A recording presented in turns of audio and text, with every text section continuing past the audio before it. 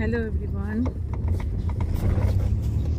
এখন যাচ্ছি আমরা তারাপীঠে মায়ের মন্দিরে পুজো দিতে। এখনই আমরা বাসুকিদের ধাম থেকে বেরোলাম, বেরিয়ে দেরি না করে তারাপীঠে মায়ের মন্দিরে যাচ্ছি।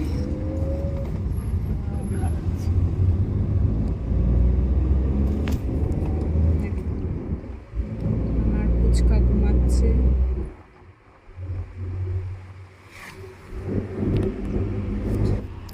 অনেক দিন ধরেই ইচ্ছে ছিল তারাপীঠে মায়ের মন্দিরে যাব, কিন্তু হচ্ছিল না।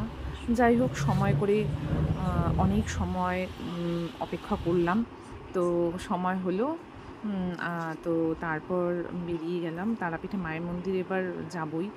আসলে আমার ছেলের মান্ত্রিক ছিল, তো সেটার জন্যই। তো যাই হোক, চলে এলাম আমরা। অনেক দিন ধরেই এই ভিডিওটা আমি অনেক লেট করে পোস্ট করছি। অনেক দিন ধরেই পেন্ডিং হয়েছিল আমার মোবাইলে। সময় করে উঠতে পারছিলাম না যা ভিডিওটা এডিটিং করব। যাই হোক, তো চলো দেখি। এখন আমরা তারাপীঠে চলে এসেছি। এই যে তারাপীঠে মায়ের মন্দিরে যাওয়ার গলিটা খুব ভালো লেগেছে। তারাপীঠে মায়ের মন্দিরে গিয়ে এত ভালো লেগেছে, মন শান্তি।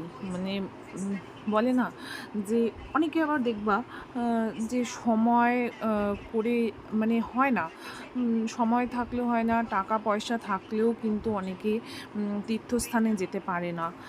অনেকেই আমি শুনেছি বলে নাকি যে মানে তীর্থস্থানে যাওয়ার জন্য সেটার জন্য ভাগ্য করতে হয়। তো যাই হোক, আমার ভাগ্য হয়েছে, আমি তারাপীঠে যাব। মায়ের মন্দির আমার তো খুব খুব ভালো লেগেছে।